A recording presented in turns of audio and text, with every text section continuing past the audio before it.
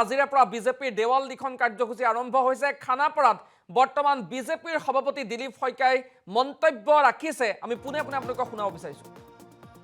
সম্ভাৱনা যাৰ থাকিব তেওঁলোকক আমি প্ৰাৰ্থিত্ব প্ৰদানৰ আমি চিন্তা কৰি আছোঁ। সমীক্ষা খুব ভাল আহিছে। অসমত আমাৰ সমীক্ষাটো ভালেই, আৰু আমাৰ বাহিৰত থকা যি বৃত্ত আছে, বিভিন্ন যিবিলাক মানে এজেঞ্চি আছে, তেওঁলোকৰ তথ্যও আমাক আমাৰ যিটো কাম কৰাৰ প্ৰতিফলনবিলাক নিশ্চিতভাৱে তেওঁলোকৰ প্ৰতিবেদনত আমি প্ৰকাশিত হোৱাটো দেখিবলৈ পাইছোঁ। কংগ্ৰেছৰ ক্ষেত্ৰত দেখা গৈছে যে সংখ্যালঘু এলেকাসমূহতে তেওঁলোকে যি নিৰ্বাচনী প্ৰচাৰ সেয়া চলোৱা দেখা গৈছে। এতিয়াতো কংগ্ৰেছ মানেতো আৰু বেলেগ পৰিচয় নাই। কংগ্ৰেছ মানে মিয়া মানে কংগ্ৰেছ, তাত বাদে বেলেগ নাই। এতিয়া কালি ঢকুৱাখানাত কৰিছে, 5 জেগাৰ পৰা অলপ মানুহ আনি ক'ৰবাত 1000-1500 মানুহ গোটাইছে। ঢকুৱাখানাত কালি মিটিং কৰিছে, গতিকে বিভিন্ন জেগাৰ পৰা মানুহ আনিছে। এতিয়া আমি আপোনালোকে দেৱালীখনতে আমাৰ 1000 মানুহ হয়। গতিকে তেনেকুৱা কথা যে আমি কাম কৰি আছোঁ। আচলতে বুথৰ স্তৰত কাম কৰি থকা জীৱন্ত ৰাজনৈতিক সংগঠন ভাৰতীয় জনতা পাৰ্টি, আৰু যিয়ে যত্ন কৰে সিয়ে ৰত্ন পায়। হঠাৎ কোনোবাই এচি ৰুমৰ পৰা আহিলে মুখ্যমন্ত্ৰীৰ পুত্ৰ হিচাপে, ৰজা হিচাপে যদি কোনোবা আহে, গতিকে ৰজাৰ কাম তেওঁলোকে কৰিব, পাৰ্লিয়ামেণ্টত কৰিব, বিধানসভাত কৰিব নোৱাৰে, পাৰ্লিয়ামেণ্টত কৰিব। মিত্ৰতাক লৈ তেওঁলোকে এতিয়াও কথা পাতি আছে। মিত্ৰতা হ'ব, ভাল হ'ব, মিত্ৰতা ভাল হ'ব। হয়, নিশ্চিতভাৱে এয়া যিহেতু বিজেপিৰ সভাপতি দিলীপ শইকীয়া ডাঙৰীয়া ইতিমধ্যে উপস্থিত হৈছে, আৰু কিছু সময়ৰ পিছত অসমৰ মুখ্যমন্ত্ৰী ডক্টৰ হিমন্ত বিশ্ব শৰ্মা আহি তেওঁ যি দেৱাল অংকন, এই দেৱাল অংকনৰ শুভ আৰম্ভণি কৰিব। এয়া আমি দেখুৱাইছোঁ। বিভিন্নগৰাকী পালি নেতা আহি উপস্থিত হৈছে। বিজেপিৰ সভাপতি হওক, দিছপুৰৰ বিধায়ক অতুল বৰা আহি উপস্থিত হৈছে। আমি দেখুৱাইছোঁ এনেদৰে দেৱালসমূহ ইতিমধ্যে সাজু কৰি তুলিছে।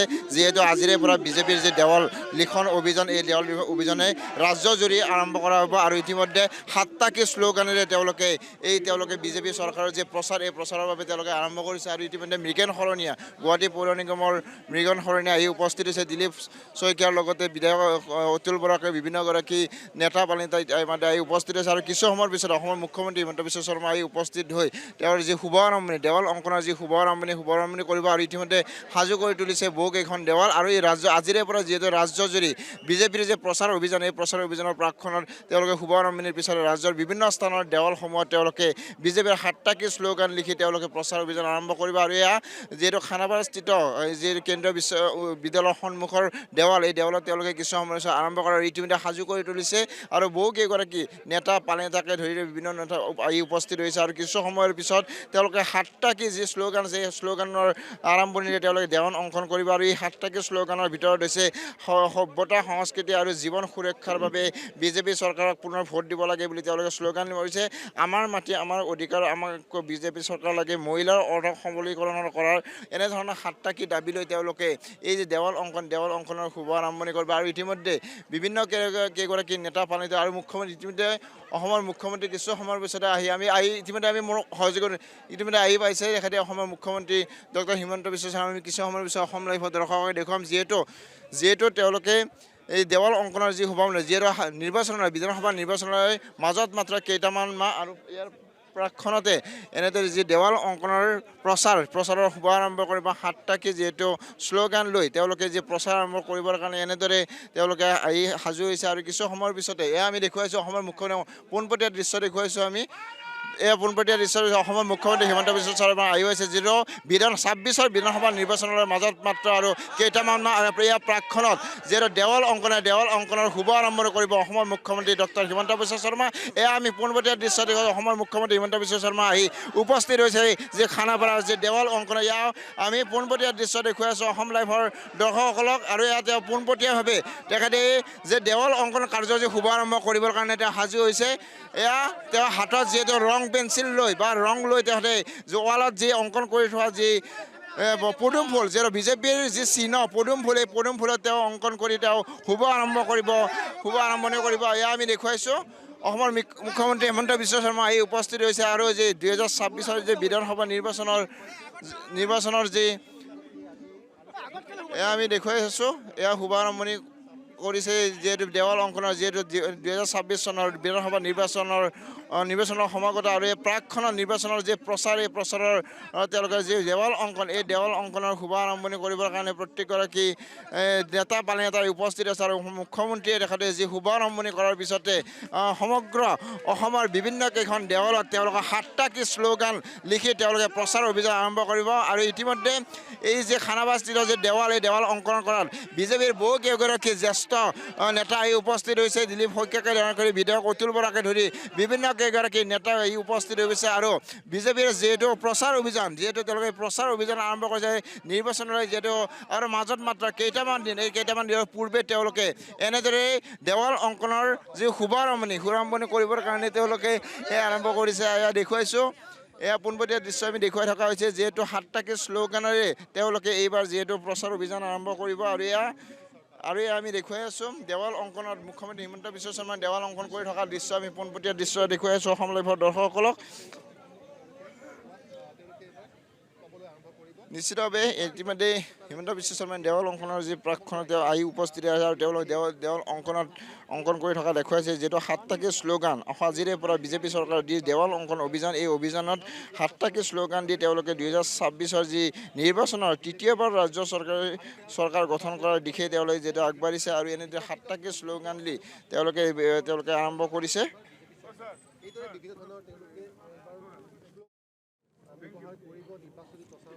প্ৰায় 20টাকৈ শ্লোগান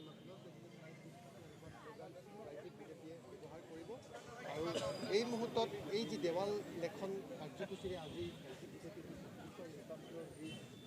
প্ৰচাৰ অভিযান আৰম্ভ কৰিছে পোনপটীয়াকৈ মই দেখুৱাইছোঁ খানাপাৰাত আনুষ্ঠানিকভাৱে মুখ্যমন্ত্ৰী হিমন্ত বিশ্ব শৰ্মাই এইদৰে দেৱাল অংকন কৰি দেৱাল অংকন কাৰ্যসূচীৰে প্ৰচাৰ অভিযান আৰম্ভ কৰাৰ আনুষ্ঠানিকতা সম্পন্ন কৰিছে আৰু মুখ্যমন্ত্ৰী কৰিছে ৰাজ্যিক বিজেপি সভাপতি দিলীপ শইকীয়া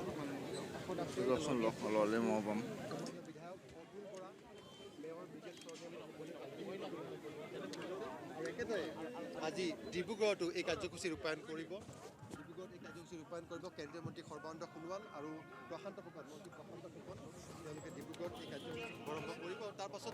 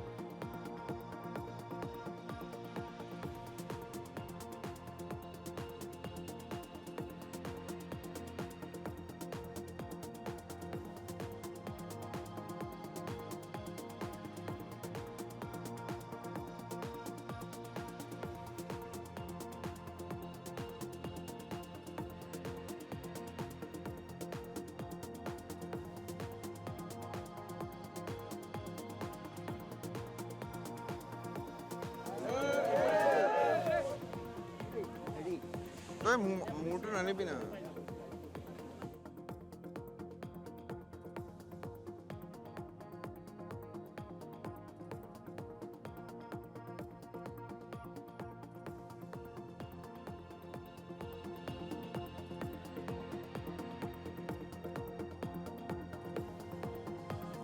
আৰু এই মুহূৰ্তত আমি আপোনালোকক দৃশ্যাংশ দেখুৱাইছোঁ মুখ্যমন্ত্ৰী ডক্টৰ হিমন্ত বিশ্ব শৰ্মাই এইদৰেই দেৱাল লিখনৰ জৰিয়তে 2026 বিধানসভা নিৰ্বাচনৰ ৰণডংকা বজোৱা পৰিলক্ষিত হৈছে খানাপাৰাত 7টাকৈ শ্লোগান লিখি আজিৰ দিনটোৰ পৰাই বিজেপি আনুষ্ঠানিকভাৱে 2026 বিধানসভা নিৰ্বাচনৰ যি ৰণডংকা সেই ৰণডংকা বজোৱা পৰিলক্ষিত হৈছে আমি দৃশ্যাংশ দেখুৱাইছোঁ মুখ্যমন্ত্ৰী ডক্টৰ হিমন্ত বিশ্ব শৰ্মাই খানাপাৰাত অংকন কৰিছে দেৱাল আৰু প্ৰথমেই বিজেপিৰ প্ৰতীক চিহ্ন পদুম ফুল অংকন কৰিছে মুখ্যমন্ত্ৰী ডক্টৰ হিমন্ত বিশ্ব শৰ্মাই